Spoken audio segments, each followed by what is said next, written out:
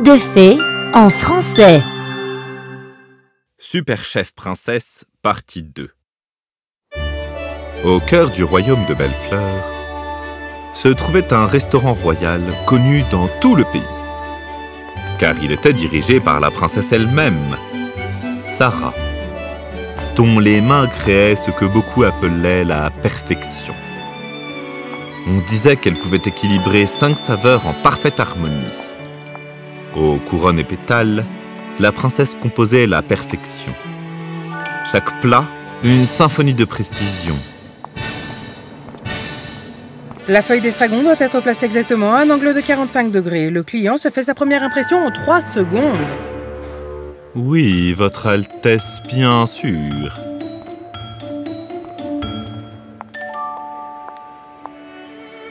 Regardez cette présentation. C'est comme manger un tableau. En effet, très impressionnant.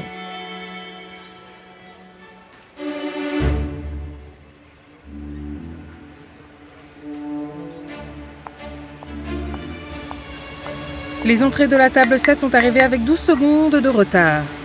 Que cela ne se reproduise plus. Cela n'arrivera plus, princesse.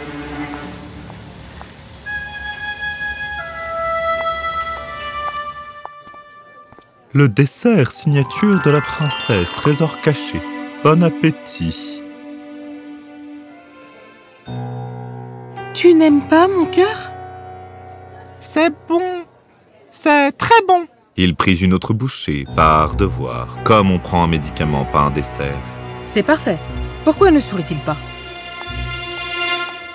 La cuisine avançait en silence, pas de joie, pas d'esprit d'équipe, juste l'exécution. La princesse Sarah avait atteint la perfection culinaire. Mais, en regardant la joie figée sur un vieux portrait, elle ne pouvait se rappeler la dernière fois qu'elle s'était sentie ainsi dans sa cuisine. Dans les heures calmes, la princesse se retrouvait attirée par l'ensoin foyer au fond de sa cuisine. Une relique d'un temps plus simple, entretenue par un homme au passé tout aussi complexe. Tu n'as encore rien mangé aujourd'hui, pas vraiment. J'ai goûté à tout. Chaque plat, chaque sauce. Goûter, ce n'est pas manger, princesse. Tout comme regarder, ce n'est pas voir. L'acidité est bien équilibrée. Le chevreuil est peut-être trop cuit de 2 minutes selon les standards classiques. Les dés de carottes sont irréguliers. Et as-tu goûté à la dispute que j'ai eue avec le marchand de légumes ce matin? Ou à l'inquiétude que j'ai ressentie quand ma vieille blessure s'est réveillée avec la pluie? Tout cela est dedans aussi. C'est des balivernes superstitieuses. Vraiment? Dis-moi, quand as-tu vu quelqu'un fermer les yeux et se perdre dans tes plats parfaits pour la dernière fois? Les gens mangent seuls maintenant. Ils ne partagent plus, ils ne ressentent plus. Même la nourriture s'est tue. La nourriture ne parle pas, Cobb. Ah bon? Ma grand-mère disait que toute la nourriture parle 4 langues. Visuelle, sensorielle, émotionnelle et même spirituelle. Mais elle ne s'anime que si elle porte les émotions de celui qui cuisine. Ce n'est guère scientifique. Les émotions n'ont pas de profil aromatique. Va dire cela au premier soldat qui a goûté un plat fait maison après des mois de guerre. J'ai été voleur, tu le sais. Je prenais ce qui ne m'appartenait pas, mais toi, tu te voles à toi-même, princesse. Tous ces sentiments, toute cette vie, tu les enfermes derrière ta précision et ta perfection. Mon restaurant a 3 étoiles impériales. On a 6 mois de liste d'attente. Et pourtant te voilà à manger mon ragoût tout simple. Merci pour le repas. C'était simple, mais rustique. Tu sais ce que j'ai vu l'autre jour? La petite de Lord Pembroke en larmes après son banquet d'anniversaire dans ton restaurant. Quoi? Pourquoi? Il y avait un problème avec le repas?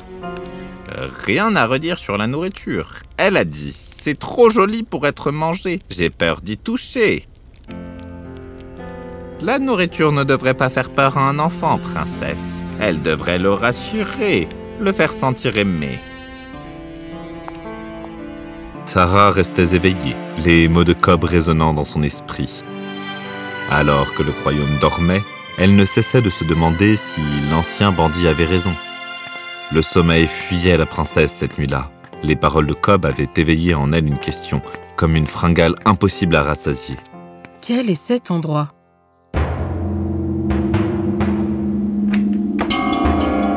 Les raviolis des rêveries.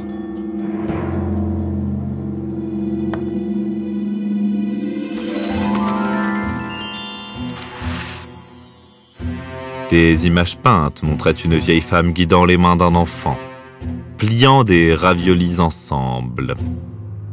De l'Est vient ce rituel de connexion. La pâte faite de la farine la plus simple, mais la farce porte les rêves. Chaque pli représente un espoir partagé entre le cuisinier et celui qui mange. Chaque pincement scelle un vœu chuchoté. La beauté réside dans l'intention. Grand-mère murmurait ça à sa pâte à pain. Je trouvais ça idiot. Pétrir avec des mains qui se souviennent de l'amour, plier avec la patience égale à l'attente du printemps. Ce n'est pas une recette. C'est de la poésie. Le goût d'un plat révèle le cœur de celui qui l'a fait. Je dois essayer.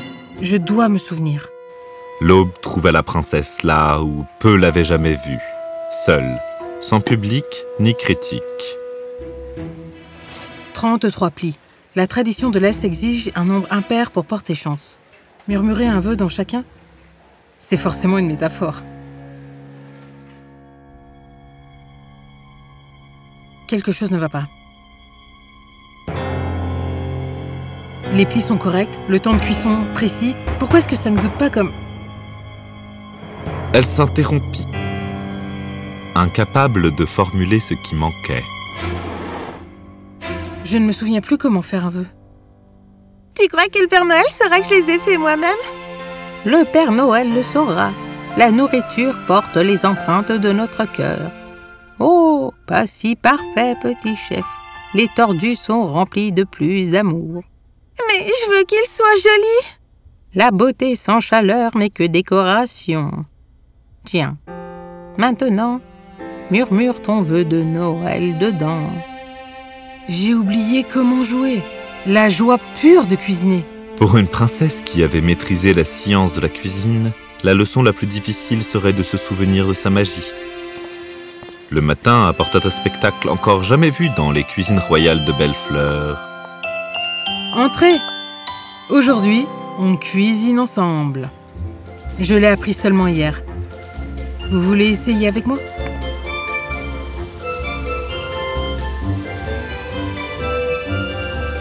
Ce n'est pas obligé d'être parfait.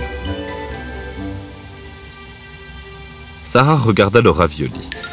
Il était bancal, irrégulier. Rien à voir avec sa précision habituelle. Ah, te voilà! Je venais juste vérifier que ma cuisine n'avait pas été démolie par de petites mains. Ce n'est pas une vraie session de raviolis sans notre super chef. Je ne plie pas de raviolis, princesse. Je suis plutôt viande rôtie et fumée. Tout le monde a des vœux, Cobb. Même les bandits à la retraite. Comment je mets mon vœu dedans? D'abord, tu penses à quelque chose qui est important pour ton cœur. Ensuite, tu l'approches comme ça et tu chuchotes pour que seul le ravioli puisse l'entendre.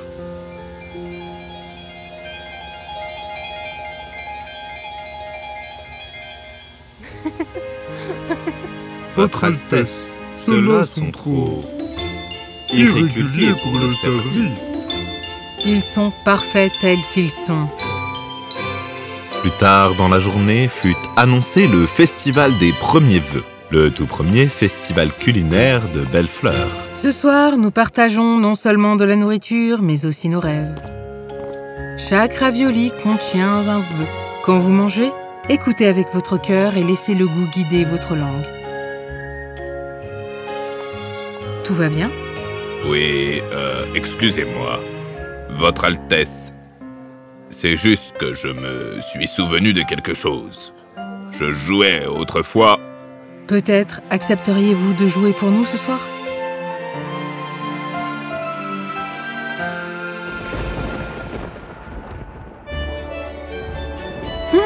Petite, je dansais sous la pluie.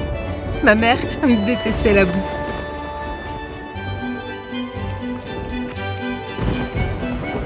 quelle manière peu digne de servir de la nourriture à un festival royal! J'ai toujours voulu peindre. Pourquoi ne l'as-tu pas fait? Les devoirs, les responsabilités, les choses qu'il faut faire dans les règles. Tu n'as même pas essayé? Certains rêves sont mieux laissés en sommeil, princesse. Vraiment? Allez, Cobb. J'ai grandi dans un orphelinat. Une fois parti, j'ai vécu dans la rue. Le seul endroit qui a jamais été chez moi, c'est la cuisine populaire du bas quartier.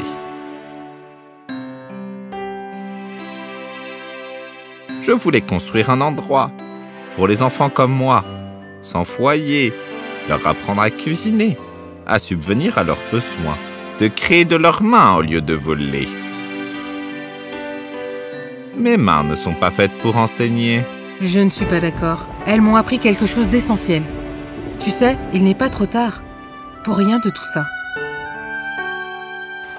La pluie tombait doucement. Les gens se serraient sous les tonnelles, partageant des raviolis, parlant à voix basse. Ils se souvenaient de qui ils étaient, avant que les titres et les tâches ne les définissent. Ils se reconnectaient. Alors que Bellefleur se souvenait, une question restait en suspens. Celui-là est différent. C'est la fille du boulanger qui l'a fait, spécialement pour toi. Elle t'a dit le vœu qu'elle y avait mis? Elle a dit que ce n'était pas son vœu, qu'elle en avait emprunté un, d'il y a longtemps. Je souhaite que quelqu'un ressente l'amour que je mets là-dedans, comme grand-mère me l'a appris. Oh. Qu'as-tu goûté? Moi? L'enfant en moi. Celle que j'avais oubliée. C'est spectaculaire, non? Aucune étoile impériale ni critique renommée ne peut rivaliser avec ça. Tout dépend de la manière dont on mesure, princesse. Je dois faire une annonce.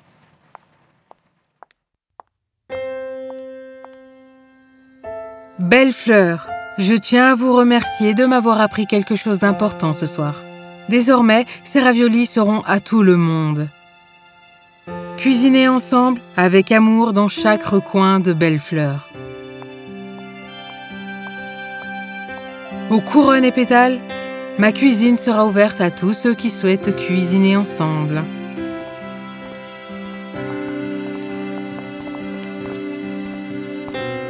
Elle voulait savoir si tu as aimé son ravioli, princesse. Comment dit-on? C'était parfait.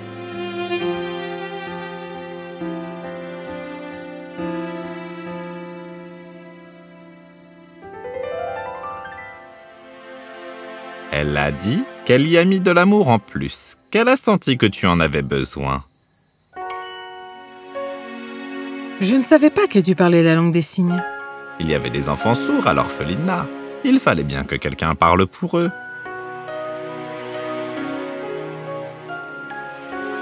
Elle veut t'apprendre comment elle l'a fait. Elle dit que tu t'y prends peut-être mal. Je crois qu'elle a raison. Je m'y prends très mal depuis très longtemps. La fête se poursuivit paisiblement cette nuit-là, pour les gens de Bellefleur. Pas de grand final, pas de feu d'artifice. Juste des gens ensemble, partageant nourriture et souvenirs. Bien après la fin du festival, alors que le royaume dormait, la princesse Sarah retourna à l'endroit où tout avait commencé. Merci.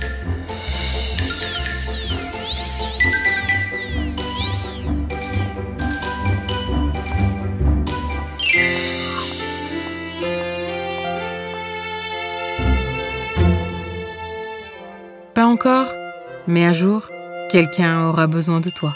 Et ainsi, les gens de Bellefleur cuisinèrent et mangèrent ensemble, avec soin et présence, et leur nourriture devint magique. Et cette magie pouvait apaiser même les fins les plus silencieuses. Et ils vécurent longtemps et heureux.